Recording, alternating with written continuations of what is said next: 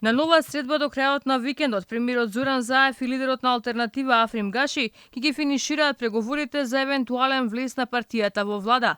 Наместо денеска, Централниот совет на Алтернатива утре во Тетово треба да ја донесе конечната одлука. Заради ситуацијата со донесувањето на жртвите од Бугарија, состанокот се презакажува за утре во 18 часот во Тетово, се вели во пораката која Алфа ја доби од портпаролот на Алтернатива Орхан Муртезани. Додека се чека партиската одлука на Алтернатива, првиот човек на партијата Гаши на средби со албанските челници веќе разговара за интегративниот пат на Македонија. На средбата со премиерот Еди Рама, Гаши потенцирал дека доколку отворањето на преговорите за Албанија само малку зависи од одлуката на Алтернатива да се приклучи на актуелната влада во Македонија, тие се подготвени, бидејќи тоа било најмалку што можеле да направат за Албанија. По трите одржани средби, ниту Заев, ниту Гаши не откриваат што е ставено на преговарачката маса, но категорично велат дека имало напредок во разговорите.